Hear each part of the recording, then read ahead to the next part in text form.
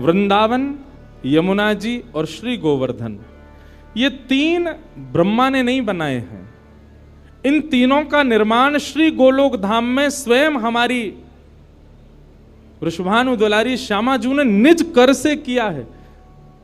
श्री जी यहीं विरह करती रहती, यहीं विहार करती रहती हैं, कहीं नहीं जाती।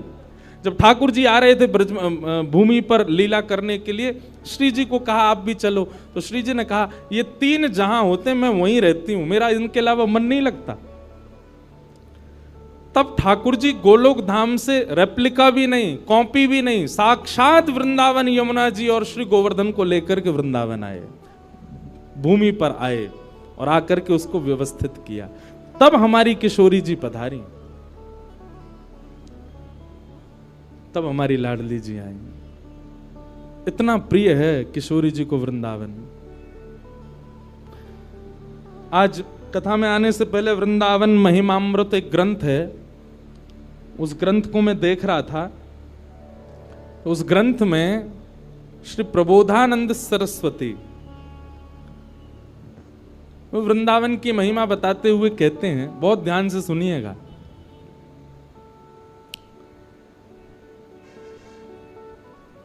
इस दुनिया में सबसे बड़ा आश्चर्य क्या है? इस दुनिया में सबसे बड़ा आश्चर्य है भगवान, सबसे बड़े आश्चर्य। और उन आश्चर्य रूपी भगवान ने दुनिया बनाई तो निश्चित है कि दुनिया भी आश्चर्य रूप से भरपूर है। वो 7 वंडर्स नहीं, 7 आश्चर्य नहीं जो लोग देखने जाते हैं, पर दुनिया में हर वस्तु, मैं भी आश्चर्य हूं, आप भी आश्चर्य हो, हम सब आश्चर्य हैं। क्यों? क्योंकि हमको आश्चर्य रूपी भगवान ने बनाया है। आश्चर्य का मतलब समझते हैं ना? आश्चर्य रूपी भगवान ने सृष्टि को बनाया तो निश्चित है कि सृष्टि आश्चर्यजनक है। आश्चर्यजनक भगवान ने आश्चर्यजनक सृष्टि को बनाया, पर ऐसे आश्चर्यजनक भगवान जिनको देख के ब्रह्मा भी आश्चर्यचकित हो जाता है, वह श्री कृष्ण भी वृंदावन को देख करके आश्चर्य में रहते हैं। वह श्री जी भी वृंदावन को देख करके आश्चर्य में रहती हैं। वह सब सखियां भी, बलराम जी भी, ये सब वृंदावन को देख करके आश्चर्य में रहते हैं कि ये कैसा है। श्रीमद् भागवत में केवल वृंदावन के लिए लिखा है, वृंदावनम संप्रविश्य सर्वकाल सुखावम। ठाकुर जी इतने प्रसन्न हुए, जैसे ही वृंदावन आए तो वृंदावन आते ही ठाकुर जी की प्रसन्नता में नेत्रों से अश्रुबिंदु प्रकट हो गए। इतने प्रसन्न हो गए ठाकुर जी। और वृंदावन में ठाकुर जी को कुछ करना, वो तो बात की बात है, बस ठाकुर जी को बैठे रहना ही पसंद है। वहां की ब्यार चलती रहे, वृंदावन के वृक्ष झूमते रहें, वृंदावन में ठाकुर जी को बैठना प्रिय है, केवल देखते रहना प्रिय है। इतना प्रिय है ठाकुर जी को वृंदावन। ऐसा वृंदावन, तो वृंदावन भी सत्य है। जैसे ठाकुर जी का स्वरूप सत्य है, वृंदावन भी सत्य है। क्यों?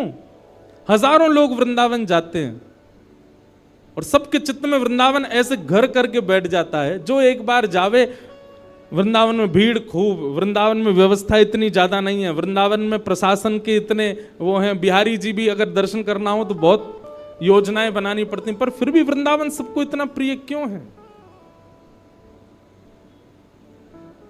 क्योंकि वह वृंदावन ठाकुर जी को अति प्रिय है।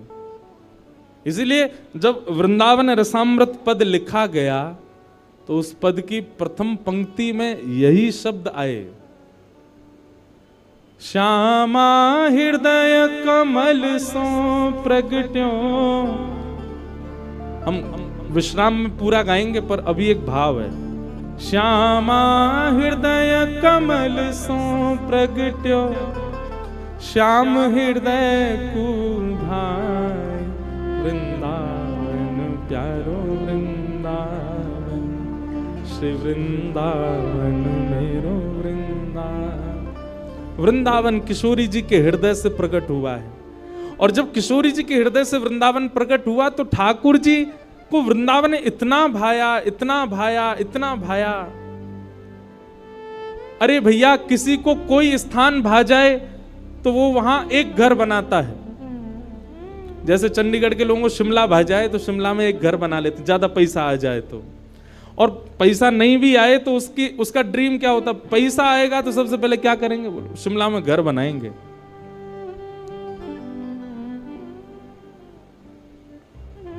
और कौन सी जगह कल जो हम देख रहे थे आपके घर से जो दिखती है, कौन सी जगह है वो है? कसौली, वहां घर बनाएंगे। किसी को कोई स्थान भा जाए तो वहां एक घर बनाने की सबका ड्रीम होता है। पहाड़ पर तो विशेष रूप से।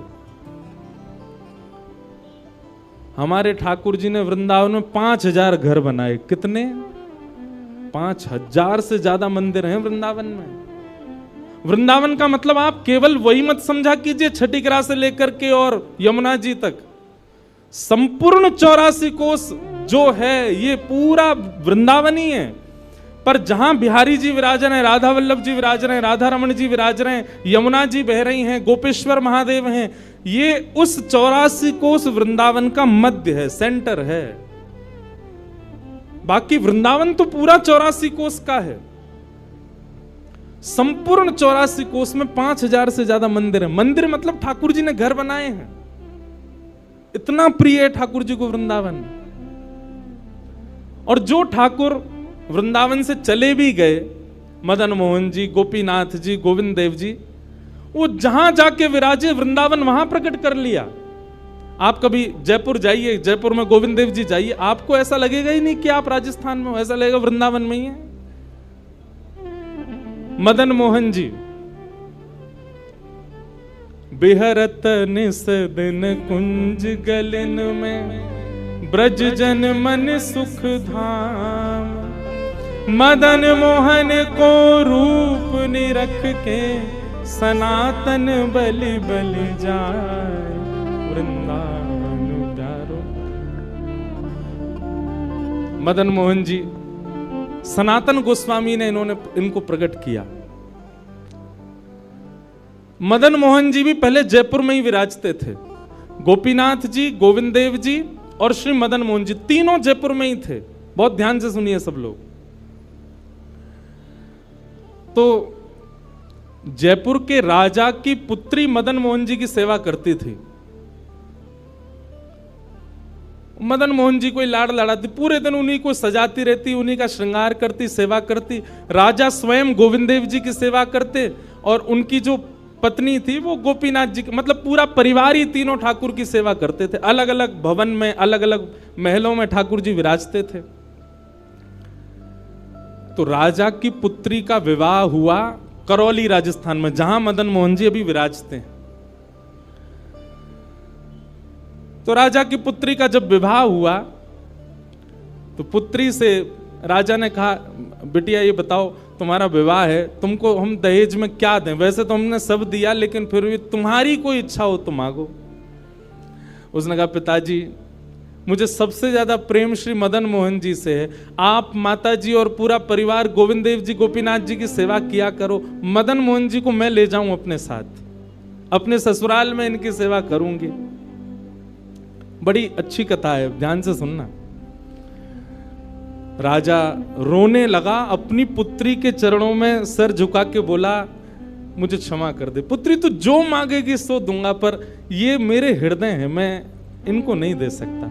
मैं वृंदावन से मुगलों से बचा करके इनको लेके आया हूं। वैसे तो ठाकुर जी को बचने की कोई आवश्यकता, ठाकुर जी कृपा करके आए हैं जयपुर में राजा के ऊपर, पर इनको देख करके मेरे प्राण बचते हैं। तू जो मांगेगी सो दे दूंगा। पर मदन मोहन जी बोले, पिताजी गोविंद देव जी, गोपीनाथ जी हैं ना आपके पास में, मदन एक ठाकुर जी मुझको दे दो। यहां राजा की जिद हो गई, नहीं दूंगा। पुत्री की जिद हो गई कि मुझे तो चाहिए, नहीं तो मैं विदाई नहीं होंगी। राजा की पत्नी ने भी कहा, अब इतनी कह रही है तो आप दे दीजिए ना, हमारे पास 2 ठाकुर हैं, इनकी सेवा हम करेंगे विस्तार से। और वैसे भी मदन मोहन जी की पूरी सेवा बचपन से उसने ही की है। तो राजा ने एक प्रस्ताव रखा। बोले, अच्छा पुत्री एक काम करते हैं। बोले, क्या? मैं तेरी आंख पे पट्टी बांधूंगा और आंख पे पट्टी बांध करके मदन मोहन जी जैसे 7 स्वरूप तेरे सामने खड़ा करूंगा, जिनमें से 6 स्वरूप जो होंगे वो मैं बनवाऊंगा और 1 स्वरूप वास्तविक मदन मोहन जी होंगे। आंख पे पट्टी बांध करके तुझे स्पर्श करके अगर तूने असली मदन मोहन जी को पहचान लिया तो मैं ये मान जाऊंगा कि तू नहीं, ठाकुर जी तेरे संग जाना चाहते हैं। ठाकुर जी की इच्छा पता चल जाएगी। तो राजकुमारी बोली ठीक है, आप ये प्रयोजन कीजिए। राजा ने महाराज कारीगरों को बुलवाया और मदन मोहन जी के डिट्टो कॉपी 6 स्वरूप बनवाए और 6 स्वरूप बनवा करके मदन मोहन जी सहित 7 स्वरूपों को खड़ा किया। पुत्री के आंख पर पट्टी बांध दी, एक जैसा इत्र, एक जैसी पोशाक, एक जैसा मुकुट, एक जैसा श्रृंगार, सब कुछ बिल्कुल एक जैसा। और कहा पुत्री अब तू इनमें से जो 7 में से पहचान लेगी, अगर असली तेने पहचान लिए तो मैं तेरे संग भेज दूंगा। उसने हाँ तो बोल दिया, लेकिन वो कांपने लगी, घबराने लगी।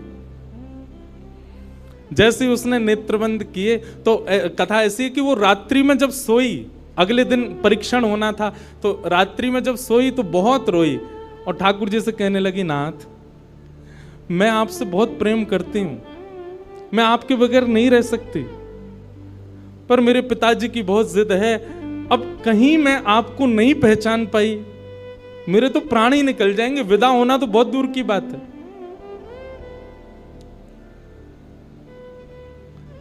रुदन करते करते करते करते बंधुओं एक मेरी बात बहुत ध्यान से सुनिएगा, कभी ठाकुर जी के विरह में यदि आपके अश्रु नहीं आए हैं ना, तो अभी आप भक्ति के भाव से बहुत दूर हो।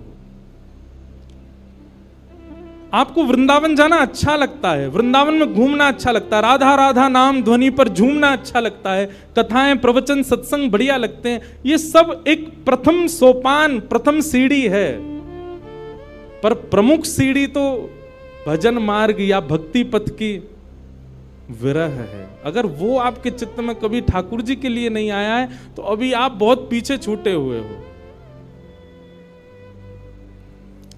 रात भर रोती रही और रुदन करते करते, नाथ मैं कैसे पहचानूंगी कि आप सत्य कौन से हो। मदन मोहन जी उसके स्वप्न में आ गए और स्वप्न में आकर के बोले, तू चिंता मत करे, तेरो ही मन ना है मो ले जावे को, मेरो भी मन है रो तेरे संग जावे को। अरे जे सब मेरी सेवा तो करें, पर तेरी जैसी सेवा तो कोई करेगा ना, मेरो भी बड़ो मन है तेरे संग चलवे को। तो उसने कहा, तो नाथ कुछ कृपा तो करो। बोले हाँ मैं एक काम करूंगा। बोले कहा, तू सबरे स्वरूपन को जब स्पर्श करेगी ना, तो असली मदन मोहन जो मैं हूं, तू मेरे हाथन को स्पर्श करियो। तो हाथ कैसे? ऐसे। ठाकुर जी त्रिभंग लली ठाकुर जी हैं, तो ठाकुर जी बोले तू मेरे हाथन को स्पर्श करियो, तो जितने मेरे अन्य स्वरूप हैं 6 वो तो ऐसे ही रहेंगे, लेकिन जैसे ही तू वास्तविक मेरे सामने आवेगी, सो मैं अपनी इकन्नी उंगली उठा दूंगा, अपनी कोने वाली उंगली उठा दूंगा।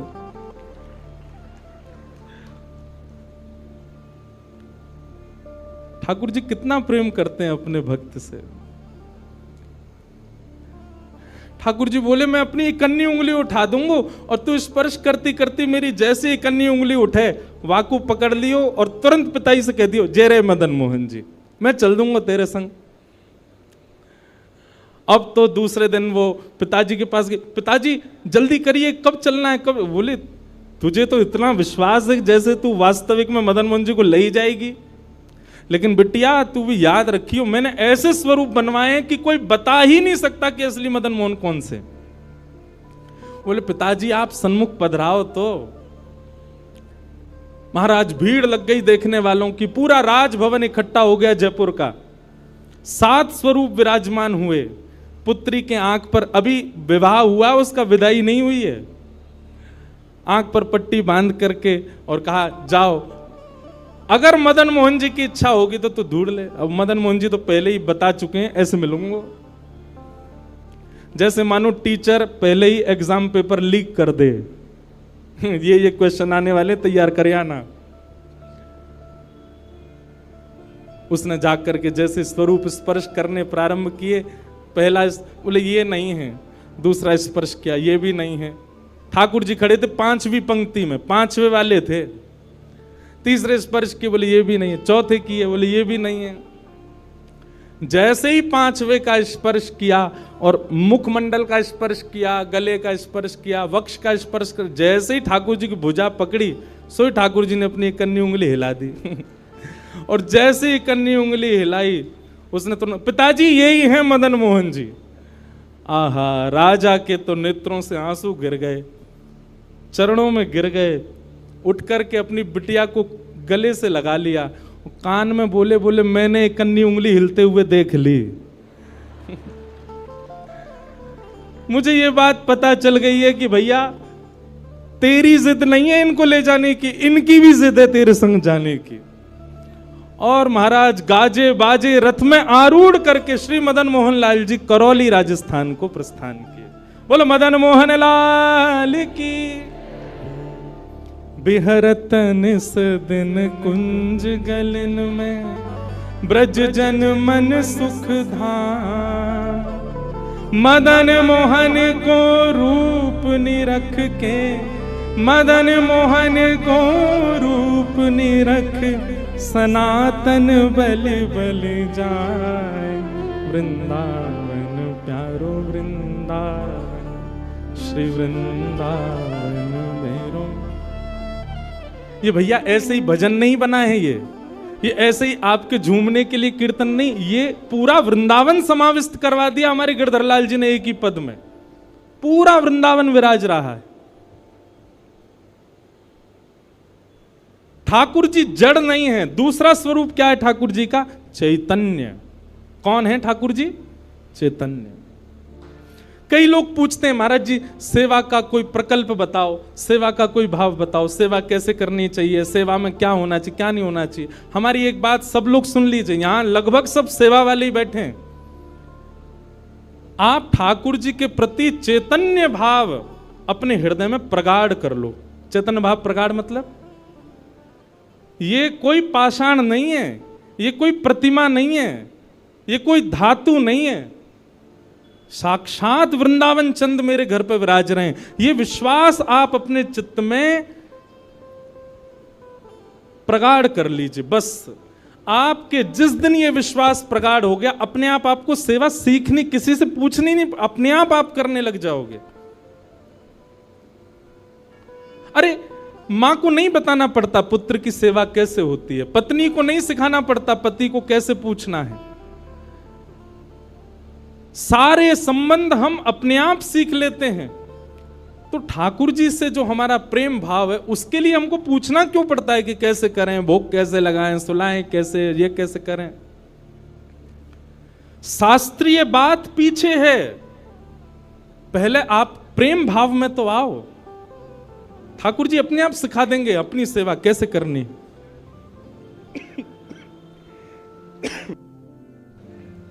प्रेम भाव, उनके प्रति पाषाण की बुद्धि मत रखो, चैतन्य भाव रखो। जैसे आपके चित्त में चैतन्य भाव आया कि ये तो चलते फिरते उठते बैठते सब करते हैं, केवल मेरे सामने ऐसे खड़े हो जाते हैं मूर्तिमंत होकर के। मानो ये ठाकुर जी मुझसे कह रहे हैं कि तू अपनो इतना प्रेम मोह को प्रदान कर कि मैं चलन लगूं, मैं फिरन लगूं। सब लोग एक बात याद रखिएगा, जिसके भी घर में ठाकुर जी की सेवा है, ठाकुर जी हमको चैलेंज करते हैं, अगर तो में सामर्थ्य हो तो अपनी भक्ति से, अपने भाव से, अपने समस्त प्रयासों से तू मुझे चलवा के दिखा दे, तू मुझे बुलवा के दिखा दे।